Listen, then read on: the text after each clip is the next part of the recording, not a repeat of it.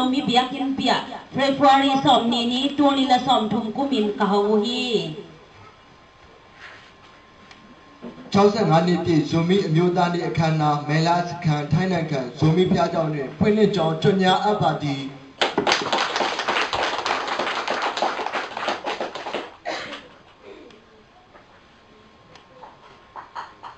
Upadele mi pite in zogam la pisa in zogam dial khai pi le zominam makai pite za tang na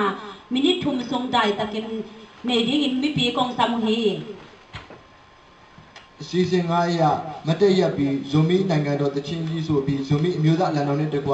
ဇိုမီအမျိုးသားခေါင်းဆောင်များကြီးများအား3မိနစ်ခန့်ငြိမ်သက်စွာလေးပြုရန်ကြွားရတဲ့ update ပြောင်းအားမျိုးကိုဖိတ်ခေါ်အပ်ပါလေ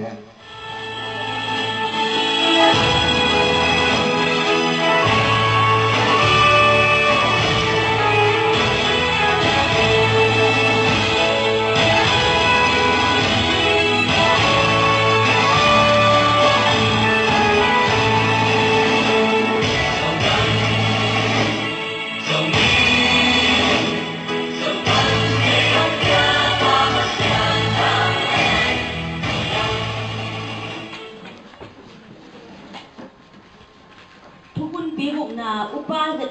ZAT makai pi pu zomi pol pawin zomi nam ni khom pi hon na thungen na hong ne na ting za tang na lian thi to isam ni po paw ma apwet ma saka pyaw ja pi ba yan jodi le swa sa phit ja at ba bi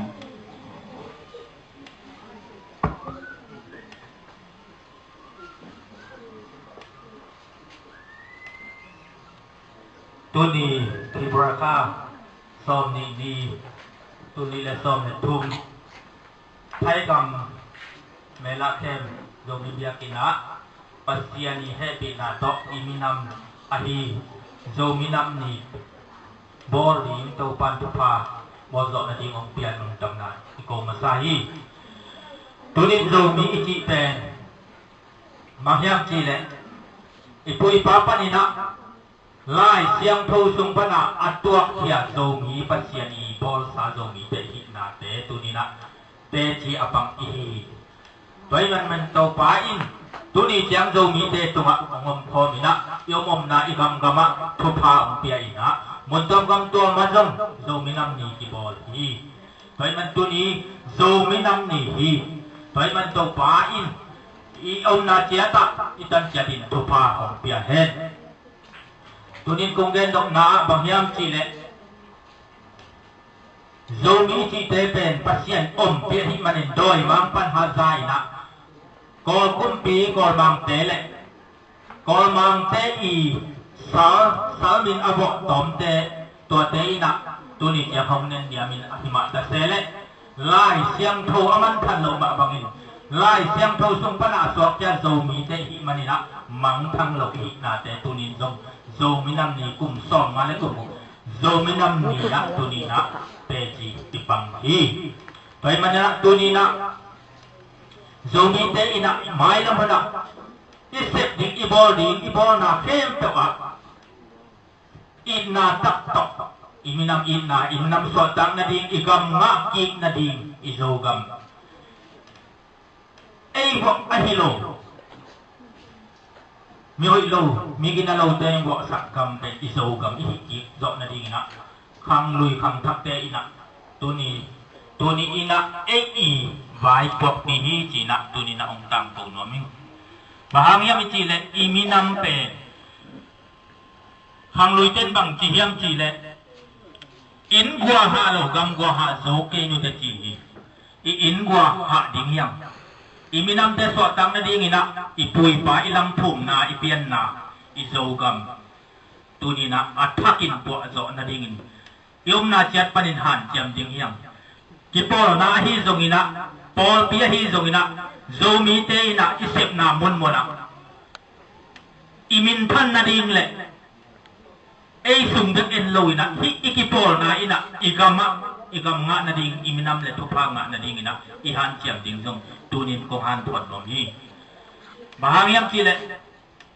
นี่ดังอินเอมีเตเป็นโซมีเตเป็นปัสเซียนทุ่มจินอีมินัมสิสันอีดิ่งเจียงอินะปัสเซียนเลมินัมกิไซโลจิคาเซลีนะตัวจะอิเชียนาฮี nasisan in masalun minam i thang pasien ong sang hilawa tunit yang gwa zo na inga zo lom na tampi te isup sup na ong hi toy mana zo mi ten tunina bang bang hi zongina in gwa ha ina to kityang gam gwa ki ha zo panding hi toy le gwa te tuma tan bang kim dinga liang ko ki kim zo panding hi itun na a bahang hiam chi le zo mi hi na isunga omma ta sele isep na mon kiam bagyam chi le mai phamu na khom mi te pa toy na makai nop na chi khom to ki buai thei seli tunin tua buai hi lo zoi na hi ki po na wang ina iminam koi chi le sok ta ding koi chi le iminam i kama gin thei te hu zo ding ko ya om te koi chi ding chi avai hom ki po na le pol pi le pasian na sem sa thau ni te hi thei ding zong tunina hi som buk le thum kum zo me nam na kum han tho hi toy manina tuni na ni hoi ni man tha ni thu pui zo mi ta ding to pa it ong bol na akam chiam na te ji ipan ni hi ma bangina ni thu pi apa toy huai a i thuai le alung no huai le gwa zo na thu hi ni dang ina mangkang te hen kip na panina mangkang te thu nei na salvo na pani iswa tang ni ipu pate atukun pulpia himanina akip sak ahimanat tunina za ta bing hiam iza ta bing thuma tul khaza kwa som lilegiat kumina people ha som len ni pan som len ni dongin mi tul nga ina izogama igam ki ukna ding kol gam in swa tang na anga kit chiang ina avai homo mangkang te i onguk na te pe iminam tuma sal bangina kithuak ahi manin tua pai chena democracy to kau suan ding hiang chi thu avai hom nau athukim nau to ki zuin tunin zo minam ni ong piang ahi tua hi zo minam ni so tang ni hi man swak ta takin zo minam ni adon hi pahiang toy madan imabana zong hite mang thang lo na ani na tur khat zakwa son male thum kumina izomi tema tuma kol gam toy thum bul pi panina minam agamin minam min suangina convention hi ding thu ong chi chiangina iminam te jong tur thum wa ki kai khomina asak aham ki kai khomina tang thu thei kem to upate pule pi te siate zata atuam tuam te mi pi te ki samina tul thum wale akikup na u bang hiam chi le iminam pen zo mi ma hidim hi chi thu khatin asudun chiang ina zo khwa a siate khatin reben khatin asudun chiang abek pin ki tu kimina tu ni na zo mi party convention achi zong pen zata kulhi kep ching kulhi zo mi te i vai phok pi khathiตัวเจ้าเนี้ยตัวขัดตัวซ้อมกว่ากุมินะกอลกำบุกบินูซีกิเตลนาสวตังนากิเตลนาขัดกินีนะโซมินีเซนคอนเกรสอินะอีคำตุงกำกีมาอิมินัมตุมะวายอโหมุจียงอินะกิทุกิมเงยงายอินะตัวอินจงลดต่อปาริมันดิกิกะอหิมันนะตัวจงอิมินัมมีเตอิมินัมเตทุปีมีปีทุกิมนาเป็นอทุปีอหิมันนะตัวมีปีทุกิมนาทุ่มถึงโลเซียอีกามาอิโซกามาฮิซงอิโซกามาดิงปันมุนงานาเตฮิซงกอลคุมปีเตเลมีปอลขัดเตกิเชียมนากิทุกิมนาเตเป็นอามาวเป็นอีทุกิมนากอเตทุกิมนาฮีนะโซมีเตโซมีปีเตทุกิมนาฮีลุมันินตัวเตเป็นตูนีอินนะอีเดเจฮีอินียลฮีโซมีเตอดิงพัดตัวนาอมโลฮีกอเตสาวปนินอมเปียกทูเป็นโซมีเตนเตโลฮียอีโซมีเตมีปีมามาอีทุกิมนาเตเบกมาตูนีนะสัตตาบิงเฮียมาส่วนยังผูดิ้งเฮียงโซมีโซดาเตนตัวนี้นะขังทักขังนูเตนตัวนี้นะอิลุงซิมสุมาอิเจ็บเตดิ้งนะปาเซียนนะเซมเตจงมีนำนะเซมเตจงกีปอนะตัวตมเตจงมีปีทุกิมนาเปียมาอาซาต่างเราเปียไม่นะบังมากวาซอนะอมลุยนะทุมันพาจงฮิโลฮีตัวนี้เป็นนะตัวนี้นะตัวทุ่มเต็มเป็นและ Kolgam suatan ni minam kim tukim na pin long ilakan, dutia pin long ilakan, ingat te, ihi zo na ding zong tua zong, ihi tay bang bang ina han jam ding yang, ina isa pasien ong piak tupa te ahi zong ina, itay ngal ipil na siam na hi zong ina, mon tuam gam tuama om izomi te hi zong, gam sunga om lai izomi te hi zong ina, tuni na, tua te bul pui na, imi pi tukim na, imi pi mak mak za ta ina, tuni na. Pasien ong piak ong pu saksa zomi ni chin khian aphoi chok ZBC le zomi nam ni ahi tuni zomi nam ni mi tur ma ki min to at tukim na te le ZNC ahi mi pi tukim na te tuni na phung win len ki pinak tua to na se takina itang thu te kau son to le mi khat ni che igam le ile e ading mahi pai toy mana tu ni na long sim tak pi te a ina i na sisan i ke lem mu the i sisan i ke mu the lo pasien koi chi i ding ai yam chi lai siam thon ong dong hi tu ni na toy mana i sisan i lon pasien thu igen hang ina a hom pi khathiam in gua ha lo gam gua ha zo lo ding yang zomi to na se min zomi him chi zomi ki po na nei zomi min to na khat ti sep tiang in zong zomi chi jel chin chi jel lei ka gul bang in lei ka dal dal thei zomi te lei zong ka ni lo hi atang takin pasien ong kam chiam na zomi hi na be to lai suang i zong thui ge ni zong ikipon na hi zong ipao hi zong igen hi zong minam dam to ikimu hi zong zomi ma yang chi a igen te ding zong tu ni pani na kong han thot hi ei minam te pen kop lakai athwa thei minam hi ya kop lakai thwa lot achitak minam wa thwa pe ithulupi hi chitak hi ayak imi te pen chitak loi wa a khong kitang thei ikam pen ilei pen kani ki patei minam ni a ki gen khathei hiam mi pil pp million pp te toy man tu ni na tua bang kilo ina tu ni na tang takin pasien ong piak chitak lem golet bang za ta leitung kisep na leitung tha le mal leitung hiam la huai ma mi leitung chi le sa to ala huai ma a hi hang ina da hui kum pi pa sam than sal thil thel tu jing pan pasien na phat phat hi manina ni khat ni chiang suang tam khat akap tu bangina tun e zo mi zo za te ipoi pa panin pasien aum te yanga pasien ma achia ZBC bang akiphuthi toy manina pasien nong thu sak hi manya to ki zuina jing kem chingina thung huina dei takin mi pi za ta kena pasien bo sa ta te izo mi zo ta te za ta kena ilei te kem chingina zomi ki chi pai na gol bangin lei ni bangin kazal zal gol be ko mi mining be ikan lo ding ki sami ichi tak ning ki sami ichi tang na tung ton to pan ong lam sang ya gam te hong pe ding e ong do tu lai tak lei to ta hum tha na to ong hi ong nen niam te be ni khat ni chiang dawin gol akap tu man akap tu ding zomi te hiang toy man na lao ding le ki ta ding le ki phat sak ding le ki dei dan ding chi khom pe ma te pe zat lo ding a hang san takin ikal son ding in tu ni kum som guk le kum nga achin zomi nam ni thai ka ma bol na a tu ni na keima zomi association makai pat zomi por pawin tu ni hi chiang han thot na hang nei ning ki piak pasien tu phang ta he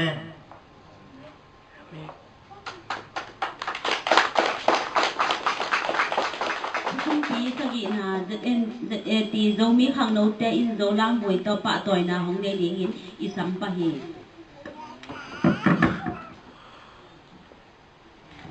စီစဉ်ခုနှစ်အရာဇွန်မီအမျိုးသားလူငယ်များမှဇွန်မီရိုးရာအဆိုကား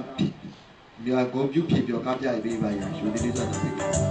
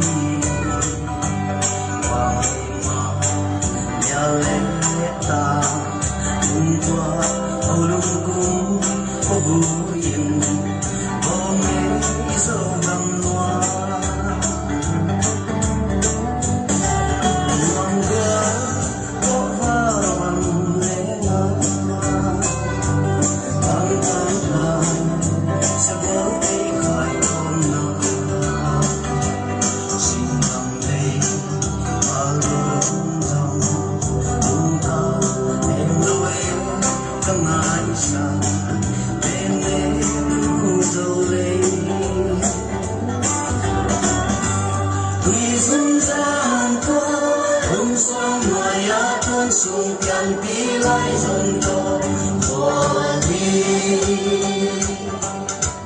Kian gần lấy bắn mong nô tê Hùng hoàng hà bắn lâm không đè ni Phổ lại á Nó hê đẹp lòng xa mê Xem hỏi em Hùng buông phó bằng lệ Xin đăng đà Cầm vui Và bông máu Thiên kỳ Ô kỳ ấy dâu lẻ nụ Ngon quá Không ngờ bằng lắm lấy Dâu lẻ nụ Không luôn dâu buồn khó nét Tan tan dần Hùng ta Nhìn lâu ấy Tâm ai xa Em lên đi cùng dâu lấy Và đông tôi ấy Gheo xiêm dùng băng năm chìm Tùy băng loang còn đi Rất ta kia đông khăn mà tìm Hà lưu chàng lấy dấu gần hoa mê Tuy dân giao thôi lần xoa ngoài á tuôn sông Kian tí lại dần tô phổ đi Kian cầm lấy bắn mong nô tê Hùng hoàng hà băng lam con về ni Và băng tôi lấy yêu xiang lùi mang lăng chìm Tùy băng loang còn đi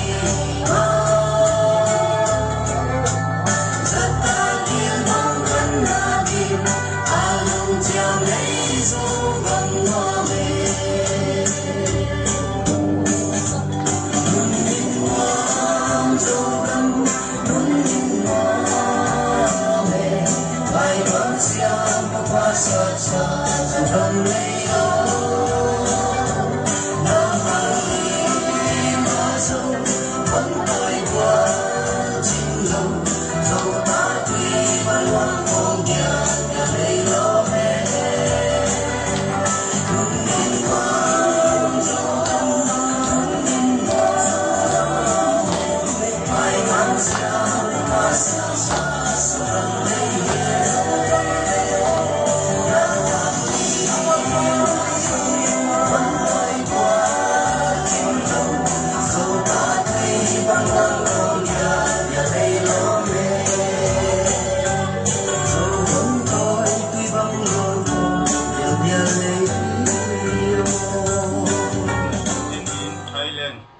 Sahamat jadi di secau binsam natang setong. Chau sengani bi zomi amiuta ne zomi amiuta lumuye koi zedi melama topian tinya che. Zomi amiuta ne di February la nase yen ne hu tamat tha di. Lagaung ma zomi amiuta ne di amin chin swa tamat tha chi ma ho be. Ami zomi mi ne miu chi seida aphin phit paw la ya chin phit di tamaka amiuta ye Nanga miuta ye nanga ye no cha mu twe si nyi nyu mu ne lolla mu min no mu mya chin ha paw lun se do tamai win 65 ni pi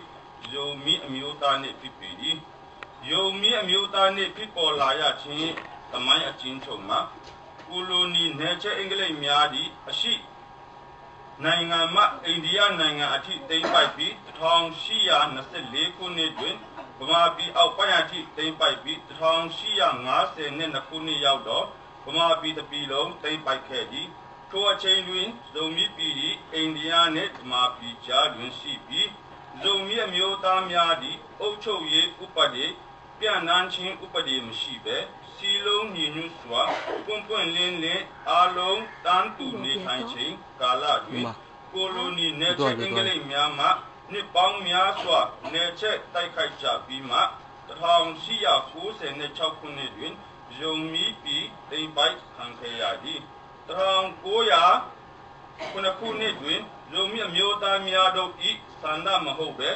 ကိုလိုနီအင်္ဂလိပ်များ၏ဆန္ဒသဘောဖြင့် အုပ်ချုပ်ရေးဥပဒေထုတ်ပြန်ပြီးဇုံမီအမျိုးသားများ၏စံဒနှင့်ရွေးချယ်ထားသူမဟုတ်သောပုဂ္ဂိုလ်များကိုရွေးချယ်ကအာဏာရှင်မူဝါဒဖြင့်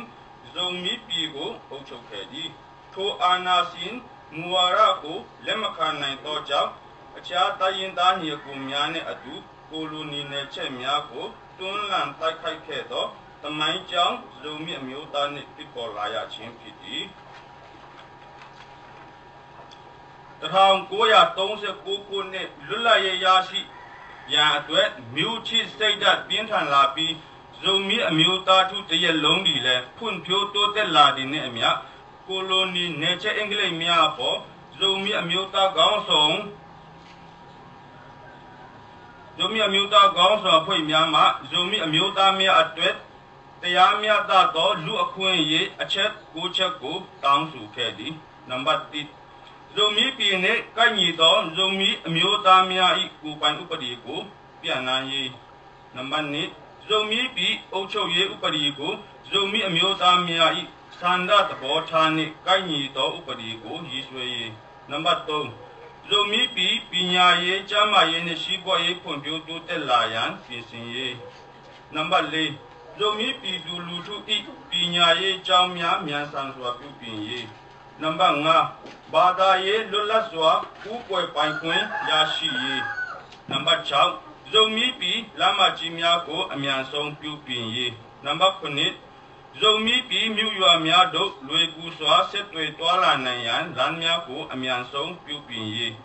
နံပါတ်10ဇုံမီအမျိုးသားများနှင့်အခြားအမျိုးသားများတန်းတူအခွင့်အရေးရရှိရေးနံပါတ်9မာပြည်လွတ်လပ်ရေးရသောကတပြိုင်တည်းဇုံမီပြည်လွတ်လပ်ရေးရရှိရေးခုဇုံမီအမျိုးသားခေါင်းဆောင်ကြီးများ၏တောင်းဆိုခဲ့သောအချက်9ချက်ကိုမပေးဘဲအဖွဲ့အစည်းပပျောက်အောင်ဤမျိုးစုံဖြင့်ကြိုးစားကအမျိုးသားရေးမလုံနိုင်အောင်ပိတ်ပင်ခြင်းခံခဲ့ရသည်တို့တော်လဲဇုံမီအမျိုးသားများပြည်သူလူထုမှကိုလိုနီနယ်ချက်အင်္ဂလိပ်များကိုလုံးဝမကြိုက်ကြောင်းစန္ဒပြကကမ်ပလန်နယ်မှစာရွက်ထုတ်ပြကြသည်ထို့နောက်ဗမာပြည်လွတ်လပ်ရေးရပြီး1949ခုနှစ်တွင်ဗမာပြည်အုပ်ချုပ်ရေးဥပဒေနှင့်ညီတော်သောအထက်လွှတ်တော်အောက်လွှတ်တော်နှမျိုးရှိပြီးဇုံမီအမျိုးသားများလည်းအထက်လွှတ်တော်အောက်လွှတ်တော်၌ပါဝင်ရန်အတွက်ကိုယ်စားလှယ်များတောင်းဆိုခဲ့သည်ထိုတောင်းဆိုသောကြောင့်ဇုံမီအမျိုးသားလွှတ်တော်ကိုယ်စားလှယ်အတွက်ဥပဒေဟောင်း၏မြို့စားများရွာသူကြီးများနယ်ပိုင်များရွေးချယ်မလားဆိုပြီးလူထုစန္ဒပေါ်ထုတ်ရန်ပထမအကြိမ်လူထုညီလာခံ1948ခုနှစ်ဖေဖော်ဝါရီလ12ရက်မှ22ရက်နေ့အထိပလမ်းမြို့တွင်လူထု9000ဦးစီးကတိုင်မြတ်စွာကျင်းပခဲ့ကြသည်ထို့သောပြည်လုံးကျွတ်ဇုံမီအမျိုးသားညီလာခံကြီးတွင်တည်တဲ့မြို့နယ်မှာထောင်ခန်းကိုင်မှကိုလိုနီနယ်ချက်အင်္ဂလိပ်ထားခဲ့သောဥပဒေမှနယ်အုပ်ချုပ်ရေးများရွာသူကြီးများ၏လူထုအပေါ်မတရားအခွန်ကောက်ခံခြင်းအဓမ္မခိုင်းစေခြင်းအာဏာအလွဲသုံးစားမှုကြောင့်လူထုဒုက္ခပေါင်းများစွာခံစားကြရခြင်း၏၎င်းဥပဒေကိုဖျက်သိမ်းပြီးဒီမိုကရေစီလမ်းစဉ်ဖြင့်ပြောင်းလဲရန်အဆိုတင်သွင်းခဲ့ပါသည်၎င်းတင်သွင်းခြင်းကိုပလမ်းမြို့နယ်မှပူကျုံမန်းနှင့်ကမ်ပလန်နယ်မှပူထန်းမွန်ချက်ချင်းထောက်ခံကြပြီးပြည်သူလူထုအပေါ်ပြန့်နှံ့ကြကလူထု9000ဦးနဲ့9ဦးကန့်ကွက်ပြီး4993ဦးတပြိုင်နက်ထောက်ခံကြသောကြောင့်ဥပဒေဟောင်းကိုချက်ချင်းဖျက်သိမ်းပြီးဒီမိုကရေစီလမ်းစဉ်ဖြင့်ပြောင်းလဲနိုင်ပါသည်၎င်းဥပဒေဟောင်းအုပ်ချုပ်ရေးခေါင်းဆောင်များတစ်ခက်နဲ့9သိန်းပေးအပ်လိုက်သည်၎င်းမှအုပ်ချုပ်သူအကြီးတန်းအငယ်တန်းအစဉ်စဉ်9000 2000 1000 5000 1000ဆိုပြီးအတီးတီးကွဲဝေပေးကြပါသည်ထို့ကြောင့်ဇုံမီအမျိုးသားများသည်ဒီမိုကရေစီလမ်းစဉ်တိုင်းလွတ်လပ်သည့်နေ့ဖေဖော်ဝါရီလ20ရက်နေ့ဇုံမီအမျိုးသားနေ့ဟုသတ်မှတ်ထားသည်မှစာဒီကနေ့65နှစ်ပြည့်ဇုံမီအမျိုးသားနေ့အခါသမယဖြစ်ပေသည် ၎င်းမှာဇိုမီအမျိုးသားများ၏လေးစားဂုဏ်ယူထိန်းသိမ်းဆောင်ရှောက်ကာကွယ်ရန်အတွက်ဇိုမီအမျိုးသားထုတရက်လုံးမမေ့နိုင်သော1948ခုနှစ်ဖေဖော်ဝါရီလ12ရက်နေ့မှ22ရက်နေ့အထိလူထုကိုအခြေခံ၍ပထမဆုံးပြည်လုံးကျွတ်ညီလာခံကြီးမှလူထု9000အနက်4993ဦး၏မိမိတို့ဆန္ဒဖြင့်သဘောတူထောက်ခံသတ်မှတ်ပြီးသောဖေဖော်ဝါရီလ20ရက်နေ့ဇိုမီအမျိုးသားနေ့တော်၎င်း1953ခုနှစ်ပြည်လုံးကျွတ်ဒုတိယညီလာခံကြီးတွင်လူထု3000ကျော်၏မိမိတို့ဆန္ဒဖြင့်သဘောတူထောက်ခံသတ်မှတ်ပြီးသောတပြည်လုံးအတိုင်းအတာနှင့်လူမျိုးနာမကိုယ်စားပြုသောဇုံမီနိချင်းခရီးယာအဖွဲ့ချုပ် ZBC တော်၎င်း1990ခုနှစ်မြန်မာပြည်တစ်ပြည်လုံးလူထုအထွေထွေရွေးကောက်ပွဲကြီးတွင်လူထုမှထောက်ခံမဲပေးသောအနိုင်ရပါတီဇုံမီအမျိုးသားကွန်ဂရက် ZNC ပါတီတော်၎င်း21ရာစုဒုတိယပြည်လုံးညီလာခံပြည်ပေါ်လာရေးတော်၎င်းဇုံမီအမျိုးသားထုတရက်လုံးမှလေးစားဂုဏ်ယူထိန်းသိမ်းဆောင်ရှောက်ကာကွယ်၍လက်တွေ့လှုပ်ဆောင်ကြရန်လူထုဆန္ဒမပါသောမြန်မာနိုင်ငံအာဏာရှင်အစိုးရအဆက်ဆက်များနှင့်မတမာသူလူအဖွဲ့များ၏မြန်မာပြည်ပွားတိုင်းရင်းသားများအပေါ်နိုင်ငံရေးလူအခွင့်အရေးအမျိုးမျိုးတုံမျိုးပြုတ်ဝါမျိုးချိုးဖောက်သောလူမျိုးစုများ၏အမိနာမများဇုံမီအမျိုးသားများ၏အမိအမီဒေတာအမီနာမနှင့်တမိုင်းများလူထုဆန္ဒမမေးပဲပြည်ထောင်စုမြန်မာနိုင်ငံတော်မှအာဏာရှင်မူဝါဒဖြင့်မမှန်မကန်တတ်မှတ်ထားသောတမိုင်းသည်လက်နက်အားကိုအာဏာရှင်တမိုင်းဟုသာဖြစ်သေးကြောင်းဇုံမီအမျိုးသားထုတရက်လုံးမှလွတ်လပ်စွာကျွန်ုပ်တို့၏ဇာတိသွေးဇာတိမှန်ဇာတိအမိမီဇုံမီပြည်ဒီတဇုံမီအမျိုးသားများ၏တမိုင်းအမှန်များကိုပိုင်ပြဋ္ဌာန်းခွင့်ရရှိရန်တော်၎င်းပြန်လည်ရပ်တည်နိုင်ရေးနှင့်ဇုံမီအမျိုးသားများ၏တမိုင်းကိုဇုံမီအမျိုးသားထုတရက်လုံး၏စစ်မှန်သောမွေးရပါတမိုင်းအမှန်ကိုပြည်ထောင်စုသမရမြန်မာနိုင်ငံတော်အစိုးရမှတရားဝင်သတ်မှတ်ပေးရန်အကောင်အထည်ပေါ်ဆောင်ရေးသည်ဇုံမီအမျိုးသားထုတရက်လုံး၏တမိုင်းပေးတာဝန်ဖြစ်သည်ဖေဖော်ဝါရီလ20ရက်2013ခုနှစ်ဗုဒ္ဓဟူးနေ့ဇုံမီအမျိုးသားလူမှုရေးအဖွဲ့ ZAD ရုံးအလို့မှုဆောင်ကော်မတီမဲလာစခန်းထိုင်းနိုင်ငံအားလုံးကြည့်ကြပါမယ်အာမီသောစီအာဝီမောအာဝီစီပါတကေမာယာလာဆိုေပါဟာလေလုယာသာဝိပါတယာဟာလေလုယာသာဝိပါတယာอุปา ZAD มาไกนูเมนูทางกลางสิกิน ZNC ZCD โซมินัมกิปอลนาปุลมาไกปีเตอินโซมินัมนี่ทูปะตอยนาลายหูสิมดิกินซะตางหาเลียนปีตัวอิสัมปะเฮအစီအစဉ်ရှိအရတဘာပတိဇက်အေဒီဇုံမီအမျိုးသမီးဥက္ကဋ္ဌနှုတ်ထိုင်ကန်ချင်းမှဇုံမီအမျိုးသား ZMC ZCD ဥက္ကဋ္ဌမှပေးပို့တော်တဝဲလွာကိုဖတ်ကြားပေးပါရန်ယိုတင်လေးစားစွာဖြင့်ဖိတ်ခေါ်အပ်ပါသည်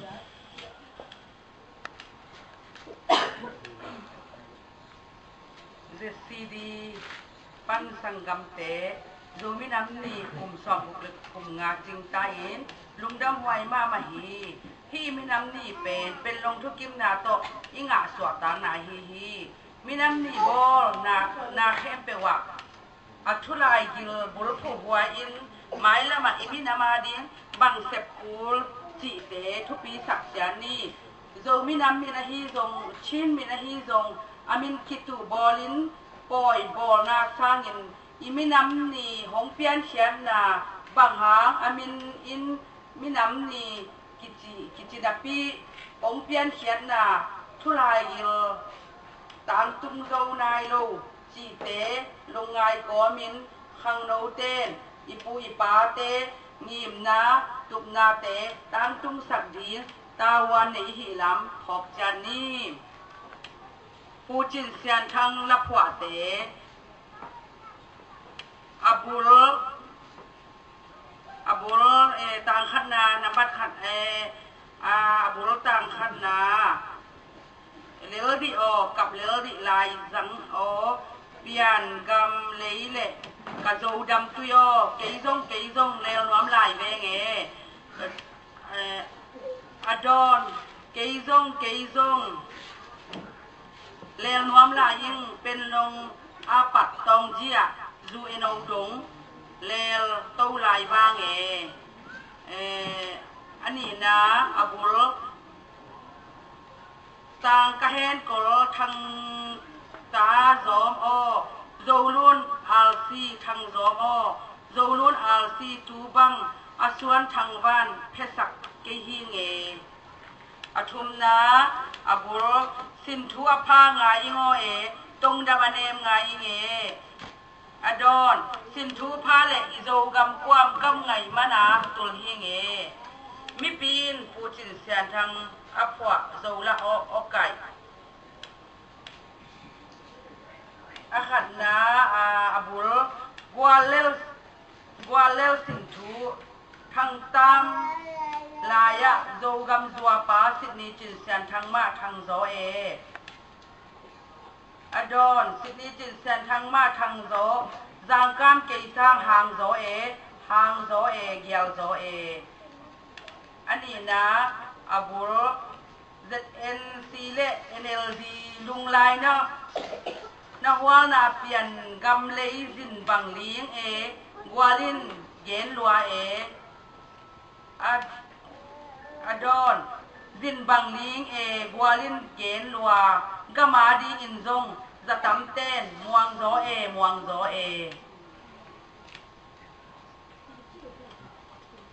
อทุมนาอับุลตุมทางเละลังลำลีบังจิงดิ้งลายสินทุกพาเต็มบังเด็กนาเลียนอับุลกอลเสียงต่อยโลดูลายมาเจียงนัสวนส่วนกะมาดีอินบานจางแฮนกอลไข่ตำตัว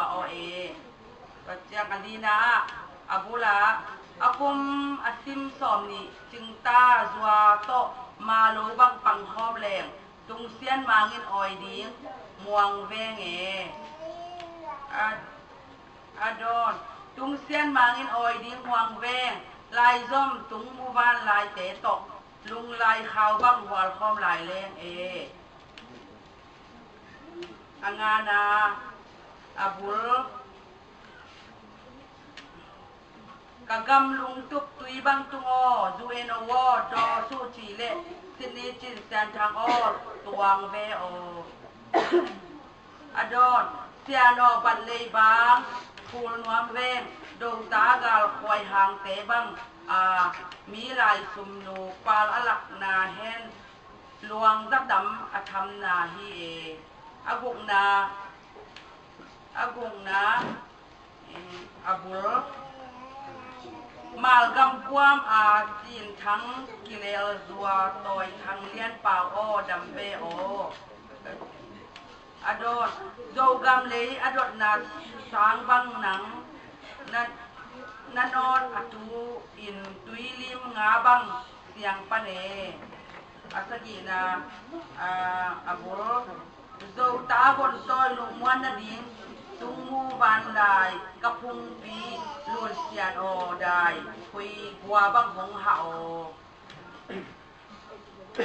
อดอนเสียนินกัวบังหงเห็นละจัวทางเละตูนมินลุน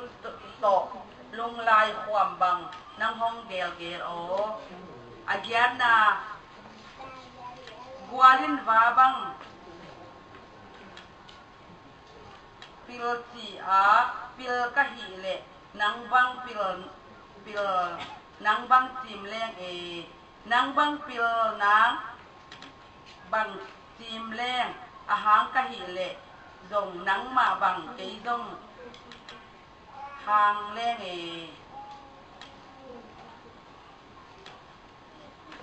ตัวตะกี้กระลุงดำ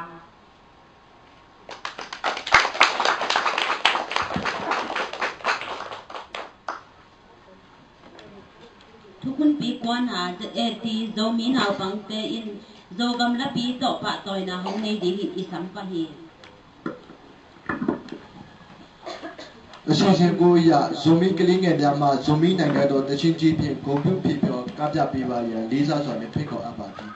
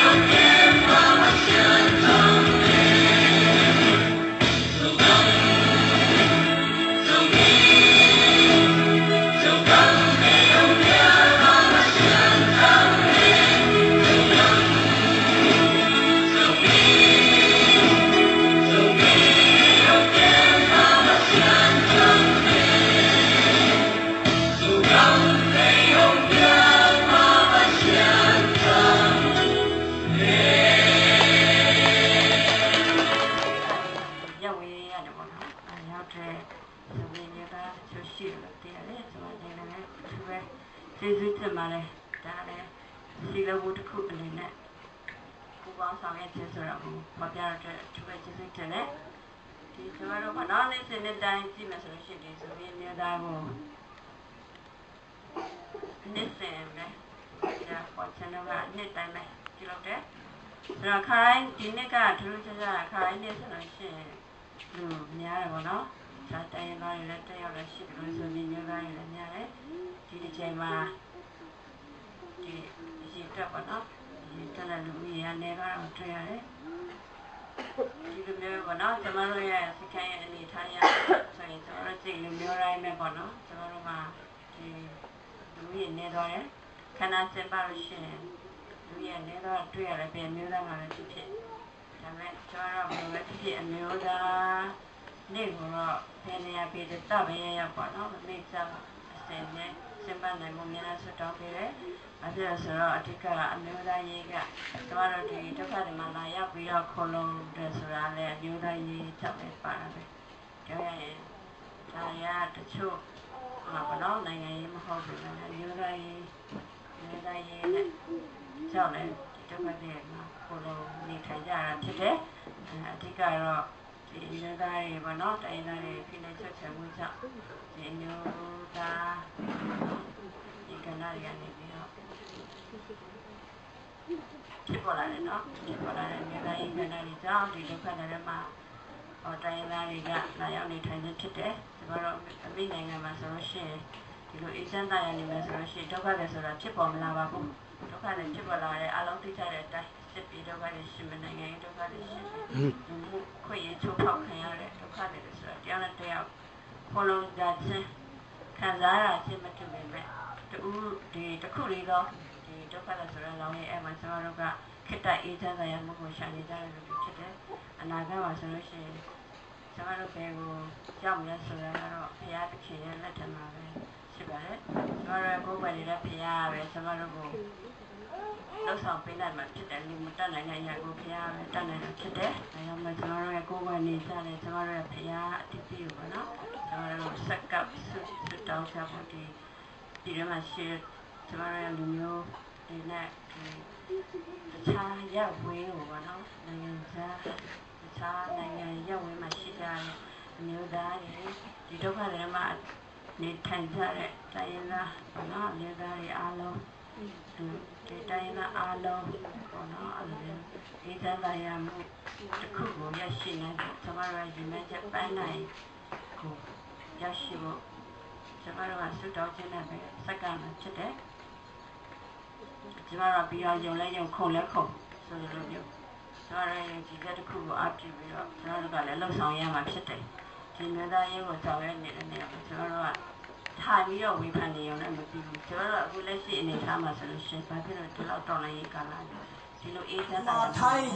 နိုင်ငံအစိုးရအများဒီမှာဥက္ကဋ္ဌ UNHCR အားလုံးနှုတ်ဆက်ပါတယ်သူပဲကျွန်တော်1 မြောက်လေကျွန်တော်ဗမာစကားတိတ်မပြောတတ်တဲ့ကြောင့်နားလည်ပြပါဒါပေမဲ့တိုက်နိုင်တဲ့လောက်ကျူးစားမယ်ဟာလေလုယာဘာလဲဆိုလို့ရှင်အခုအခြေအများကြီးဇုံမစ်ကားနဲ့ပြောတဲ့အကြောင်းကျွန်တော်ဇုံမစ်ကားနဲ့မပြောတော့ဘဲနဲ့တိုက်နိုင်တဲ့လောက်ကျွန်တော်တို့နိုင်ငံစကားနဲ့ပြောမှာဖြစ်ပါတယ်ဒါကြောင့်မားတဲ့အားလုံးကိုခွင့်လွှတ်ပြီးပါလို့တောင်းပန်ပါတယ်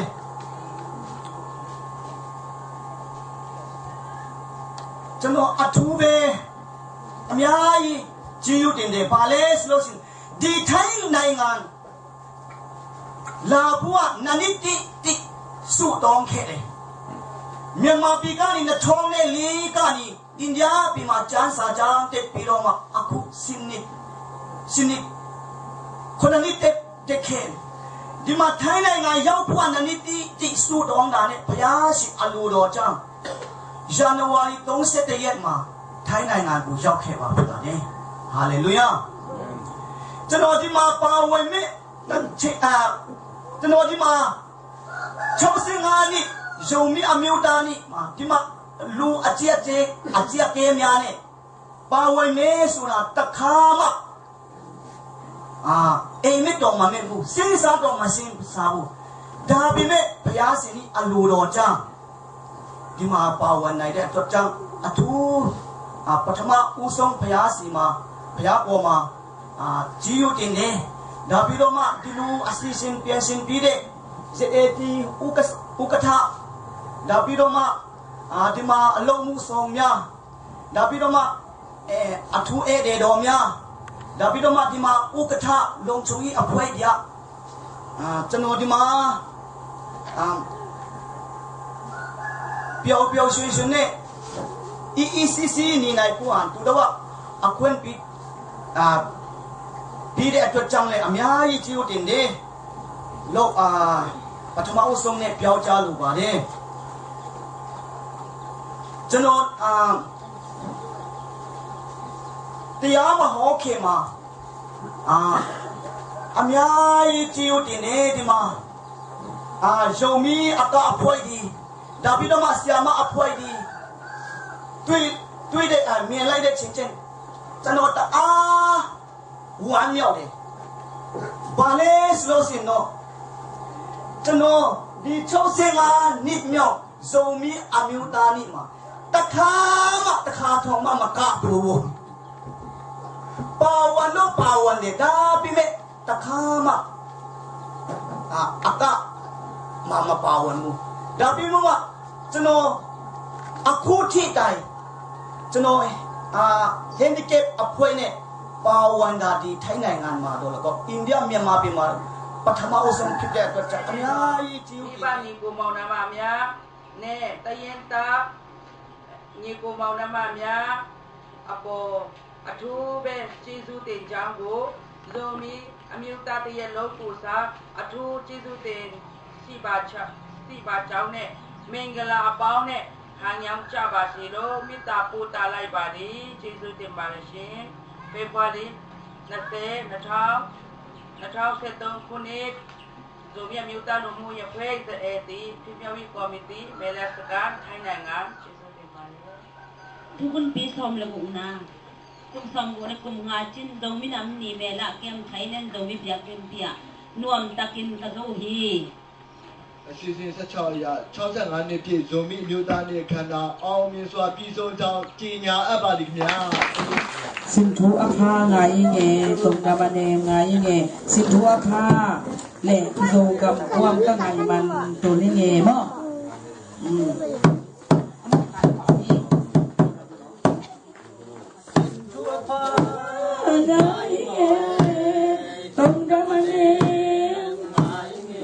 ทุพาเลโซความก็ไก่มันนินสินทุพาเลโซความก็ไก่มันนินตัวลิงเองสินทุพาไงไงต้องการมันนินไงสินทุพาเลโซกับความสินทุพาเลโซกับความไก่มันนินตัวลิงเอง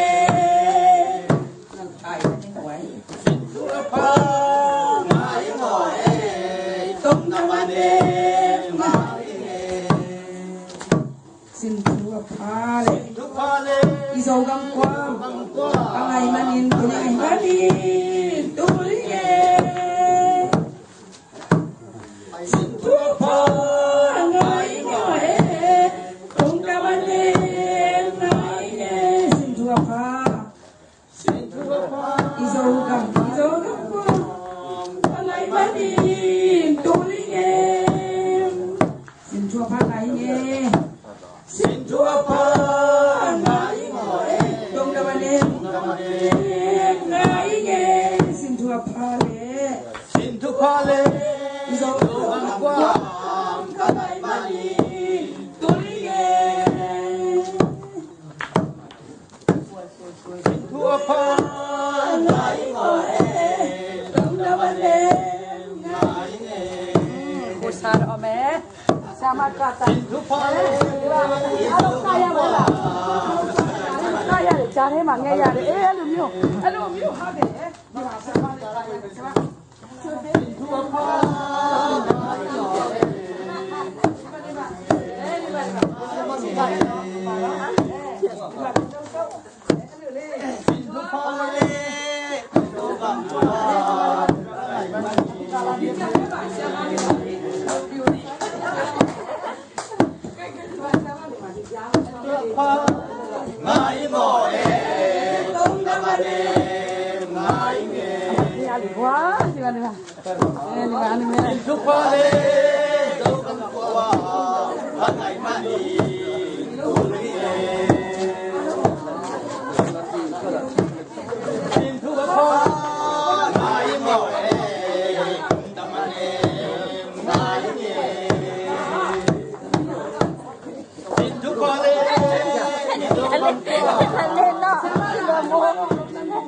ลูกกูซาลิซาบ้านะดีบ้าดีบ้าเสร็จเลยชิลล์แค่นอนสินทัวป้าสินทัวป้า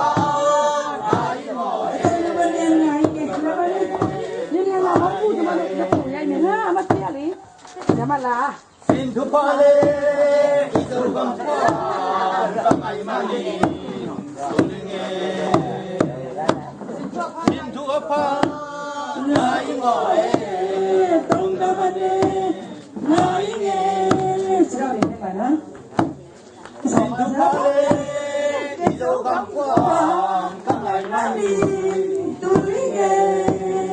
ชิลล์ยังนี่เองของสินทัวป้า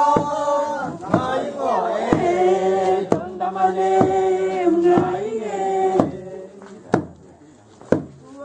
สินทัวป้าเลยอีตัวบังป้าทำไมมาดีตุลีเงี้ยสินทัวป้าไงงอยตรงตะวันไงเงี้ยสินทัวป้าเลยอีตัวบังป้าဒီကနေ့ဖေဖော်ဝါရီ20ရက်2013နှစ်တွင်ထိုင်းနိုင်ငံမဲလာခက်ပြီးကျွန်တော်တို့ဇုံမီဖျားကြောင်ဇုံမီအမျိုးသားနှစ်65ပြည့်နှစ်ကျွန်တော်တို့ပြုလုပ်ခဲ့ပါတယ်ဒီနေ့ကျွန်တော်တို့တပါပတိအနေနဲ့ကျွန်တော်ဇုံမီမျိုးသားထိုင်းနိုင်ငံခေါင်းဆောင်အနေနဲ့ကျွန်တော်ရောက်တာကတော့ဒီနေ့ကျွန်တော်ဇုံမီအမျိုးသားရဲ့တမိုင်းတွေကိုအာနာရှင်ဆိုရတဲ့လူတစ်ဖွဲ့တည်းဖြူဝါမျိုးဖြစ်စည်းခဲ့တော့ကြောင့်ကျွန်တော်တို့ယုံမီးတွေဒီနေ့ထိနိုင်ငံသားလူခွင့်ရေးချိုးဖောက်ခါရတယ်ဆိုတဲ့အကြောင်းနဲ့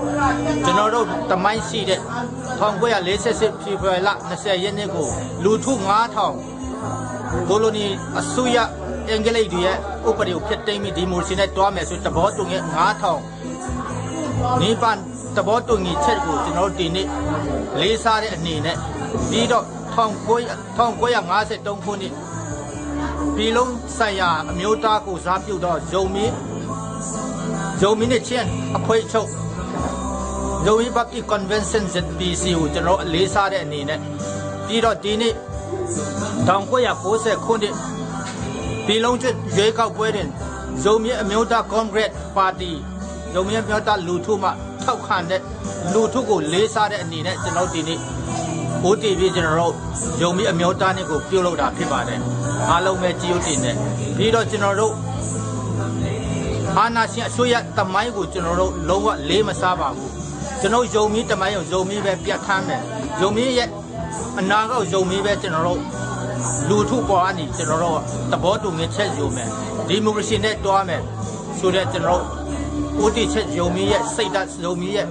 ယာတိတို့ယာတိမှန်ကိုကျွန်တော်ဖော်ထုတ်နိုင်ရဲ့အတွက်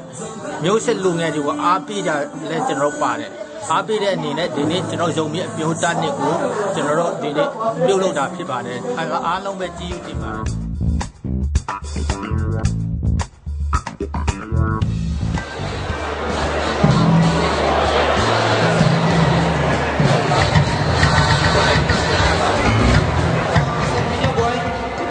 Nang sen pihia, ya lama tak sen pihia guai. Tak burung lambo le, burung lambo. Kong sen pihia mata ilo mata guai.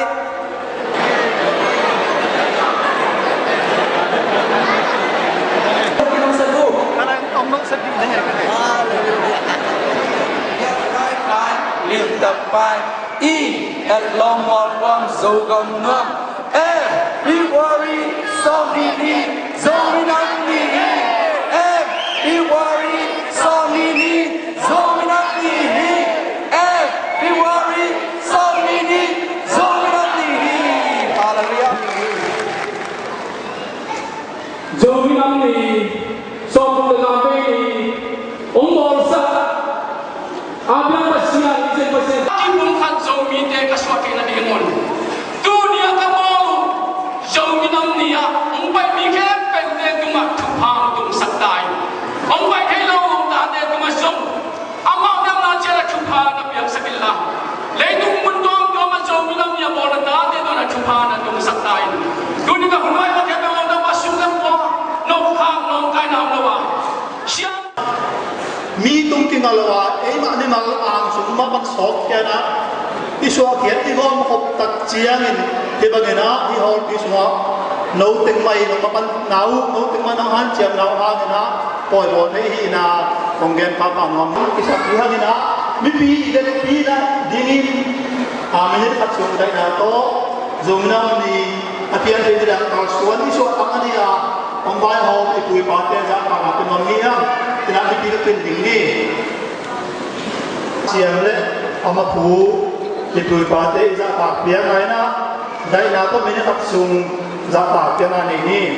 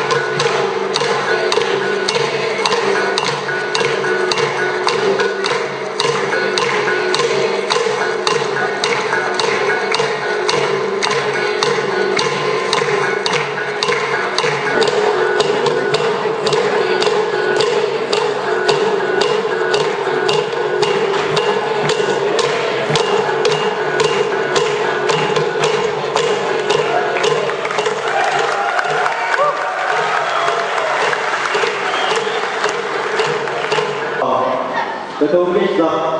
public here, and I would like to thank even the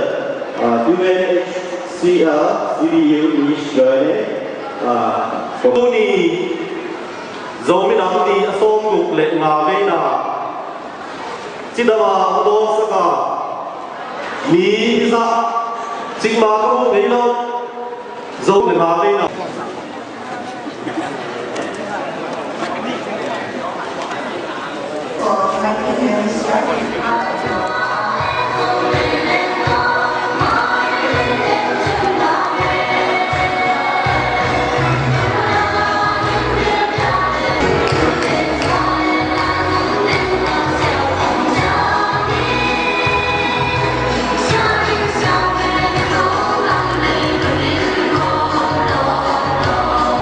masa pon ni kan, aku bagi nanti pon ni,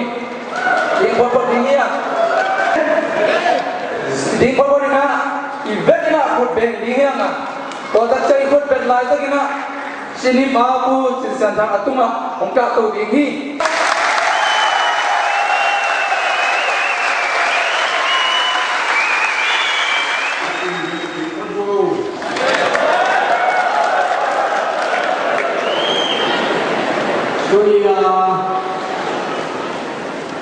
Jomi nam ni thuang na le makai na semna bol na te ai suni na tu ni chiang dong amai kwan sum nun ta pa sak dia di ngon no sia ina gamle le di mina ma dia ma apang sinim pu jin sen dang ma i mu ani long dam min pu jin sen dang tung le to pa to long dam chu to hang amasana ma thu gen mai na izongi na bagina ipu pa toy na penwa mi manina zomi te ipa toy na asang pe chi pe tu ni na kwang yu le penwa mi ha ka mi na tang jing pe ni na akise sam ma mai na hai tang jing kwan bai pi to ni na ti tang jing kwan thu chong la ge le ti ka cha na ipu pa toy na buan siu sa ke tu ki cha na pui na Ete tu magen dia kilo asap banga อันหัวคุยละติแค่ตัวเองนะวันที่ดีได้วันไล่ก็มีที่สิวสักา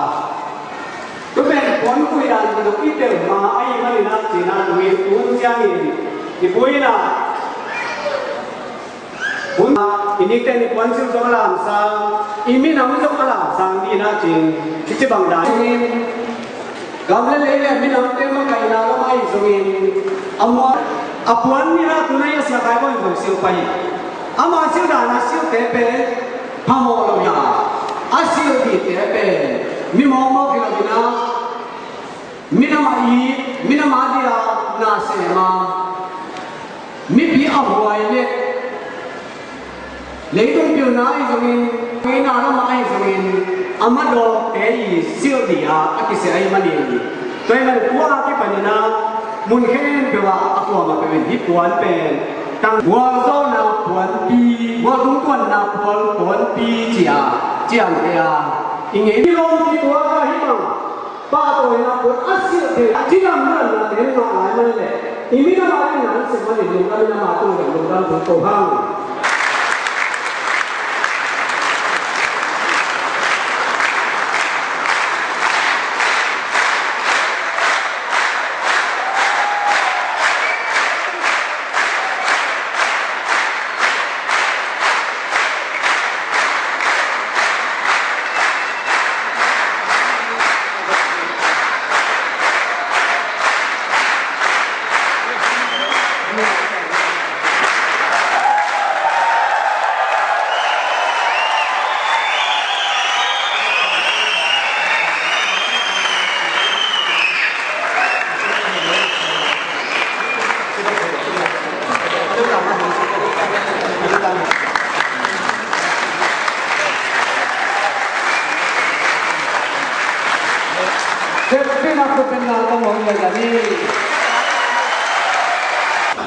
First of all,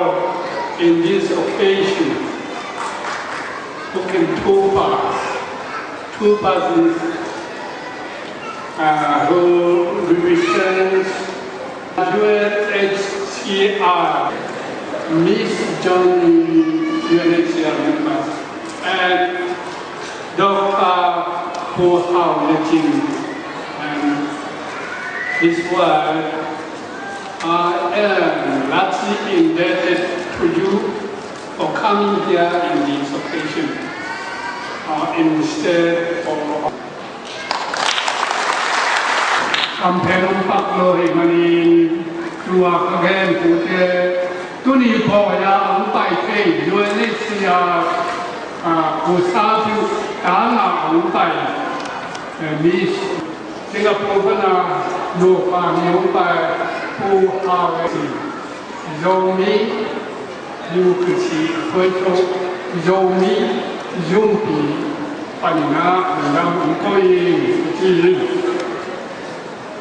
Hindi dua konggen na kumasapayan penina pero kapulang kato na mekyu nung nung sedungi.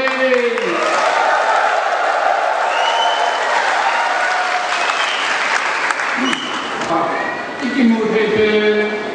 Milai Zomi Bai Hong Te Siam Na Hi Ji Kana Kasi Tuan Lundam Hukoi Jangan Zomi Ijat Tuan Wakam Tôi đến thêm từ ngày chụp có mai là các bạn những cái không nào phải nu mê các bạn mà đồng cần làm gì có mà bằng internet cái gì sao mà bằng cái chuông thế thì ấy đó ông không lâu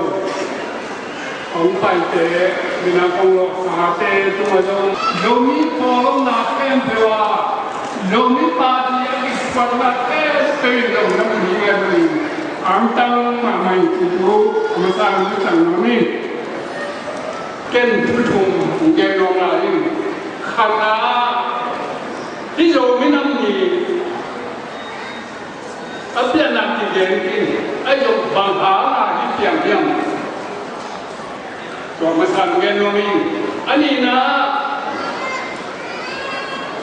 thì dùng như thế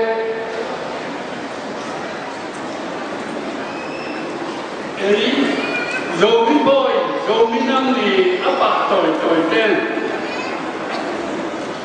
Ibu iban Zomi swang king nai kinai manina ito kijoyin enbang tawan bang ekdi ni iyang ngai sini ani nang ganoi athumna adiaga ki zomi kan to na ni zomi ma kan to na ni nga a jang gam da la pai ni te tem tem adiaga ki na di Malaysia JMT bang kawan bang tua bang sedih ni yang ciken mungkin kami satu bola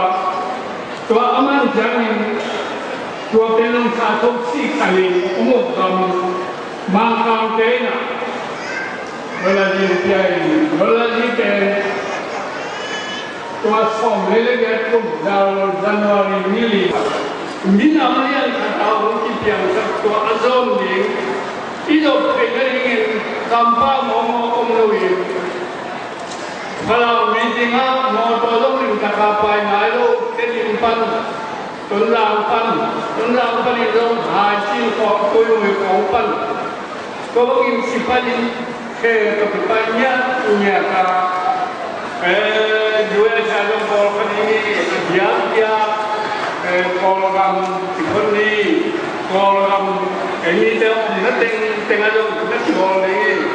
kita India tu mesej pun dah nak aku bangga nanti tak boleh ini saya bukan itu kita kamu nak selo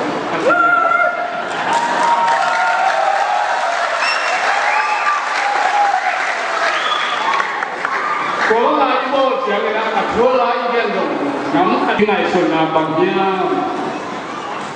izomi, ay dengan izomi nanti patoi nuama pare gampumna, ay dengan apil doang, ay orang mau tahu ay lampi, tadi lo, dia ada apa yang dengan sunnah bang ni jono Gam Nusia pai,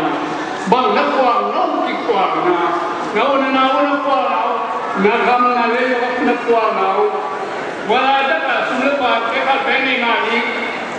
inkuan tido, ambil di, nangjo nak kuang dari, nam teh, ini apa ni, kuang ngai sudah nanti ongkeli,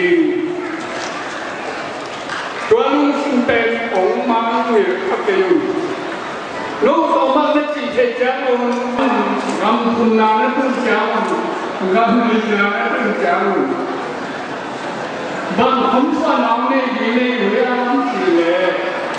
dầu đất nào phải của mấy năm nay cho gia đình là không ai lấy thì phụ ông này rồi im non nằm mà lúc mà những cái ghế luôn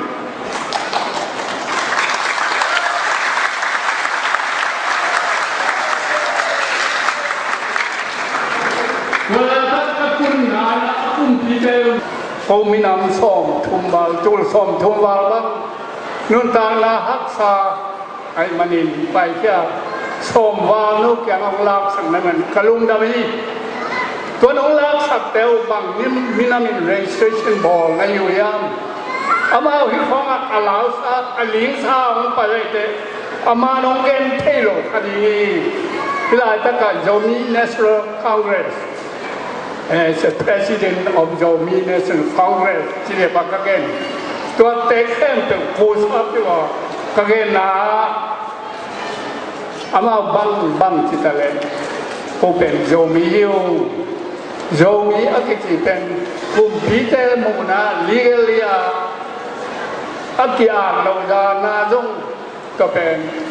Zomi Democracy Project Zomi Congress for Democracy ကိုနိုင်ငံရေးပါတီတစ်ခုဖြစ်တည်ထောင်ခွင့်ပြုလိုက်တဲ့အကြောင်းပြည်ထောင်စုရွေးကောက်ပွဲကော်မရှင်ကမနေ့ကနေ့စွဲနဲ့အကြောင်းကြားစာပေးပို့လိုက်ပါတယ်။အရင်က Zomi အမျိုးသား Congress ပါတီရှိပြီးသားဖြစ်ပေမဲ့ပါတီမှတ်ပုံတင်ခွင့်ကိုကော်မရှင်ကစောပိုင်းကညှင်းဆိုခဲ့ပါတယ်။ကျွန်တော်တို့လည်းမပူးပေါင်းလို့ဘယ်လိုလုပ်ရမလဲဒီဥစ္စာနှစ်ပေါင်းကကြာနေပြီ။အခုပူးပေါင်းပြီးတော့တကယ်လို့ဟိုကလုပ်မယ်။ ပေါင်းလို့မရရင်တော့ပြန်ထွက်လို့ရတာပေါ့ဆိုတဲ့အနေမျိုးနဲ့ကျွန်တော်တို့အဲ့လိုမျိုးလုပ်တာဇိုမီမျိုးသားကွန်ဂရက်ပါတီဥက္ကဋ္ဌပူကျင်ရှင်းထံကပါတီမှတ်ပုံပြန်တင်ဖို့လျှောက်ထားတာနဲ့ပတ်သက်ပြီးပြီးခဲ့တဲ့ဧပြီလကြားဖြတ်ရွေးကောက်ပွဲကာလက VOA ကိုပြောပြခဲ့တာပါဇိုမီမျိုးသားကွန်ဂရက်ပါတီဟာ1990ပြည့်နှစ်ရွေးကောက်ပွဲကာလကလေးကဖွဲ့စည်းခဲ့တဲ့ပါတီတစ်ခုဖြစ်တယ်လို့ရွေးကောက်ပွဲမှာအမတ်နေရာတချို့အနိုင်ရခဲ့မှုပါတယ်အခုနာမည်ပြောင်းပြီးတော့အသစ်ဖွဲ့စည်းခွင့်ပေးလိုက်တဲ့ဇိုမီဒီမိုကရေစီအဖွဲ့ချုပ်အနေနဲ့ခေါင်းဆောင်တစ်ယောက်နဲ့ဒုတိယခေါင်းဆောင်တစ်ယောက်အမြန်ဆုံးရွေးချယ်ပြီးတော့ကော်မရှင်ကိုလာရောက်တင်ပြဖို့ပြည်ထောင်စုရွေးကောက်ပွဲကော်မရှင်ကပေးပို့တဲ့အကြောင်းကြားစာမှာဖော်ပြထားပါတယ်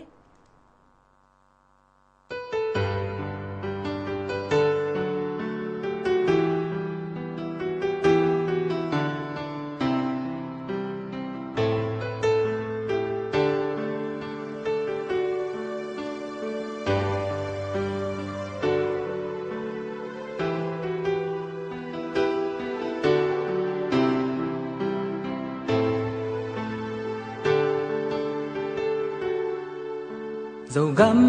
riêng ni hong xoạc đi sa nên chi bằng hong tê dầu mi tê mua lệ qua mi hong hal song in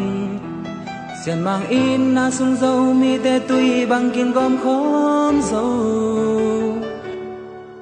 dầu mi tê ki in na in mi đăng tê sim mò thê ding hi kê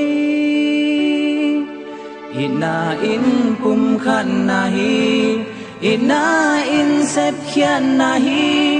in na in pia khian na hi dầu gam mo ken hong it in dầu gam o nang adi kanun tang na lung tang hong pia ing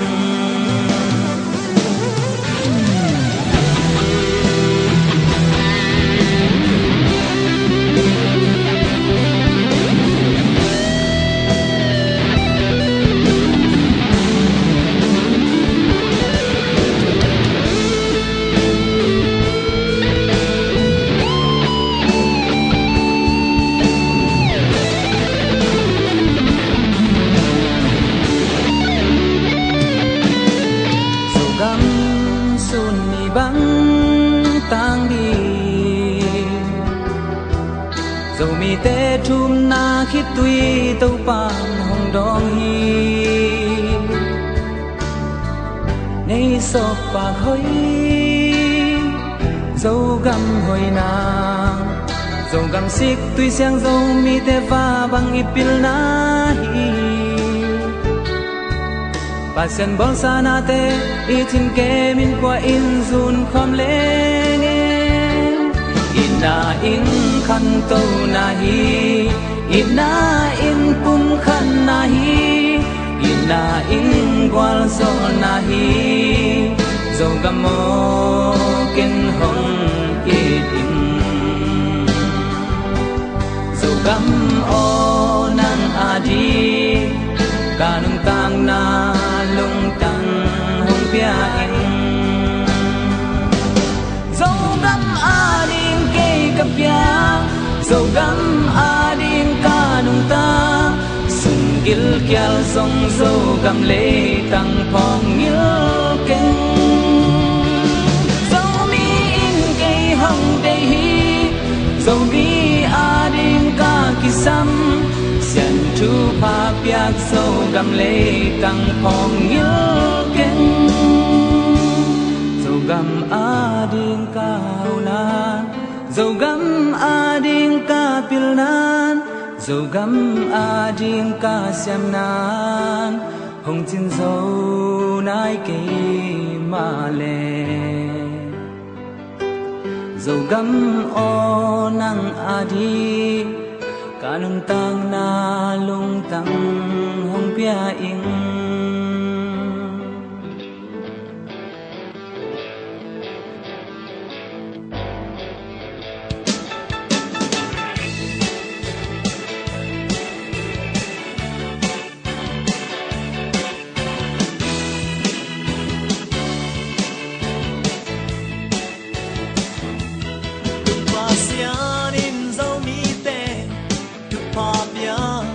hong lam sang sim le ma sắc le khang nga dâu ta tê hong mai tang sa dâu gam pa in ra gam ma mây gong in pan gong pi in hong kha in hong mang gai tàu dây su amin thang hè chụp hàng nga min nam hi hang sen đê chi băng tel hi hang lên bên tàu và in nay man min nam lian tây hi dâu con dâu bé lệ a hơi bé tàu dây su sung ấm man mi con dâu lệ mi pil na mi hao sa tây ta so gam pa in go gam ma go gam pa in lei mong dong mun hong pia hong kisel sa Abraham tu pa hong pia mun siat na pon mun no ma hong kain tu pa hong pia dong mi te hong dam tao tao tao giêsu amin thang he tu pa nga min nam hi hang sen đê chi băng tel hi hang lên bên tàu pa in nay man min nam lian tây hi dâu quan dâu bé lệ a hơi bên tàu dây su sung âm man mi quan dâu lệ mi pil nam mi hao sa tây ta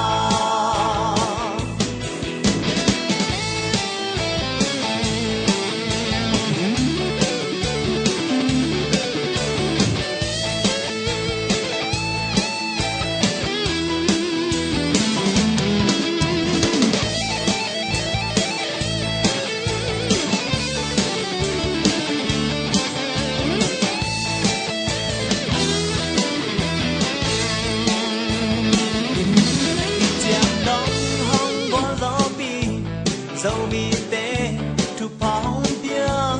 tàu dây su liền sắc bel ni in sung i gam sung nga mi pil mi liền mi hao tê hong pian sa hong lam sang tàu dây su ít na gen ni lei mong khát ban mong khát dong thu phong nga min nam hi ha sen đê chi băng tel hi hang lên bên tàu và in nay man min nam lian tây hi dâu quan dâu bé lệ a hơi bé tàu dây su sung ấm man mi quan dâu lệ mi pil nam mi hao sa tây ta quan dâu bé lệ a hơi bé tàu dây su sung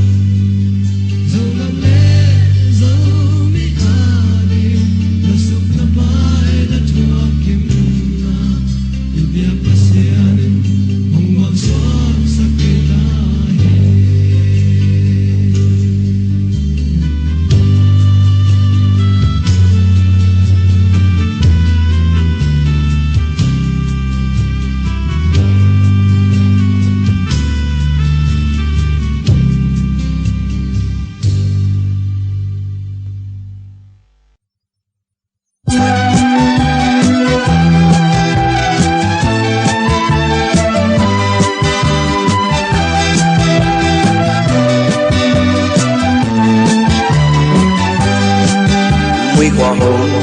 riêng quan ta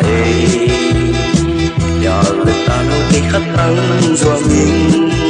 lưng doan na ra tâm gia đình mùi hoa băng lao pha doa mình qua ngày từng mò bằng pha man đi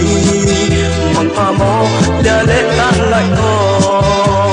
lệ này sắp sang na mùa gầm pan cũng như gió đâu không còn nhà lệ tăng qua đi o e hay na bèo na hay na cha đi nông cha mẹ nó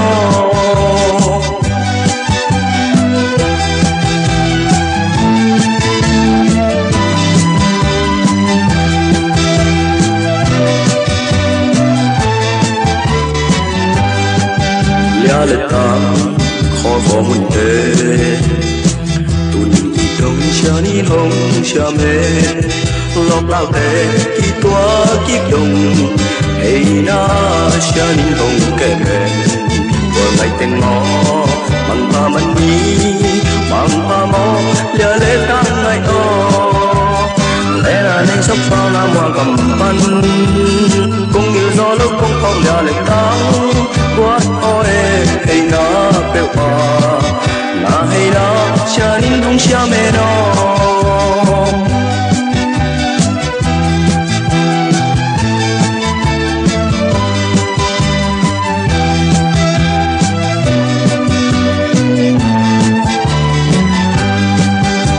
hoa hồng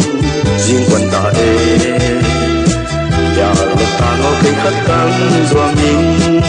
lung doan na ra tâm cha đình quỳ vơ băng lao pha doa mình qua ngày tên mò bằng pha man đi bằng pha mò lia lệ tan lại to lẽ này sắp ta nam hoa gầm pan cũng yêu gió đâu không phong là lệ tăng qua yo lệ na bèo na hay na cha đi nông cha mẹ nó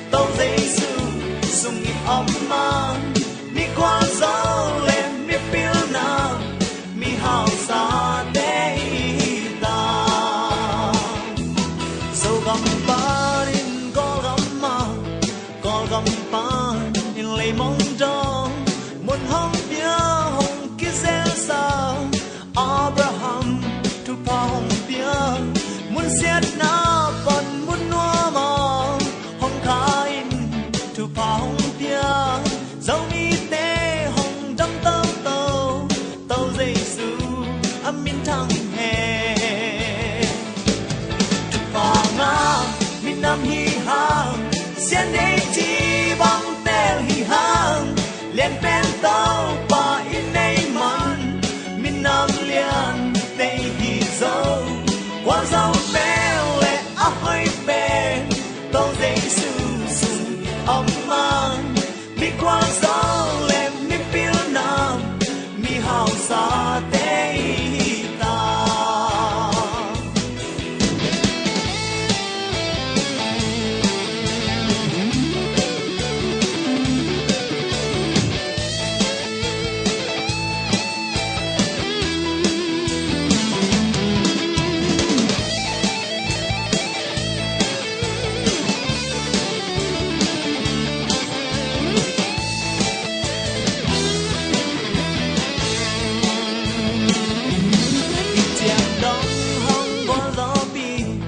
dầu mi tê thu phong bia tàu dây su liền sắc bé li in sung i gam sung na mi pil mi liền mi hao tê hong pian sa hong lang sang tàu tàu dây su ít na gen ni lấy mong khát ban mong khát đông thu phong na mi nam hi ha xiên đêm chi vang tên hi ha liên bên tàu và in đây man min nam liên đây hi dâu qua dòng bé lệ a hai bé tàu dây su sung ấm man mi qua dòng lệ mi phiêu nam mi hào xa tê ta qua dòng bé lệ a hai bé tàu dây su sung ấm man mi qua dòng lệ mi phiêu nam mi hào xa tê ta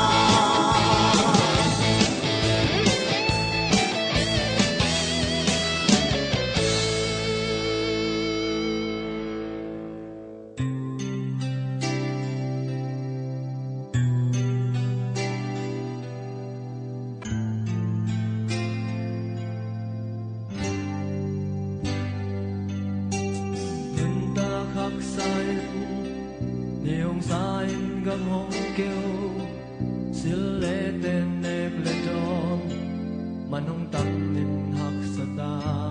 mô dâu gầm lệ dâu mi apua điên lệ azul đi lung sim pum pi lệ sa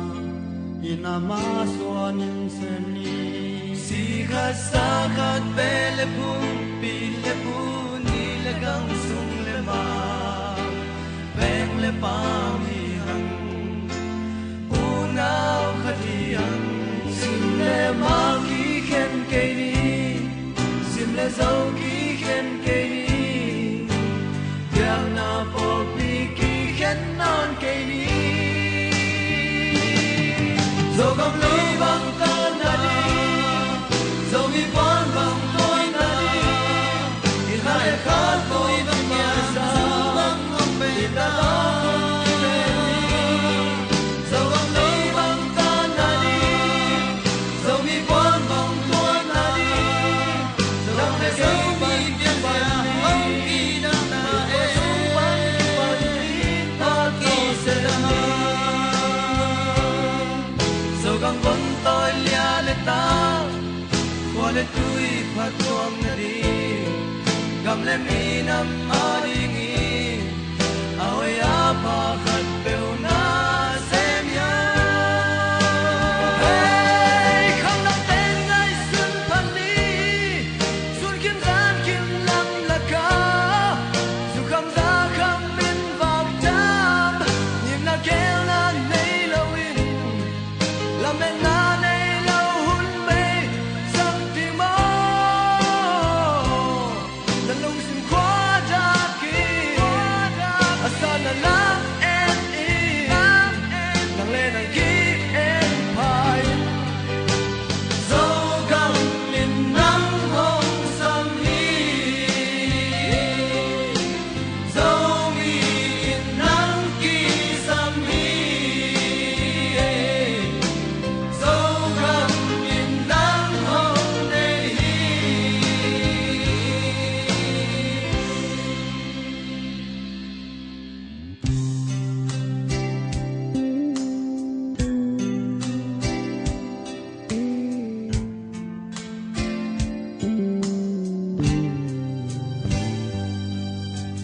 khó xa ăn không lâu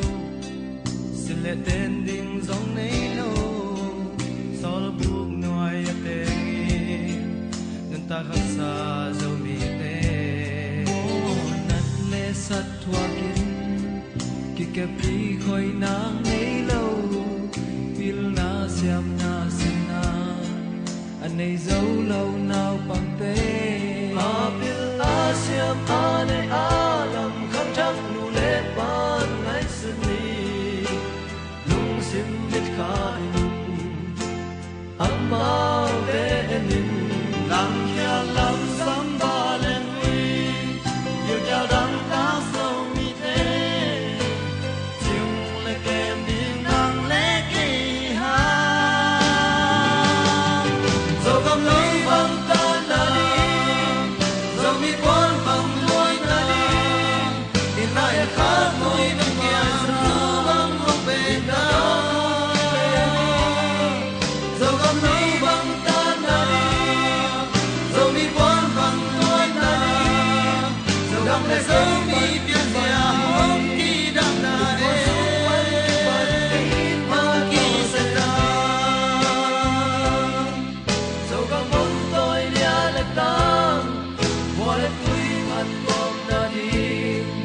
Come let me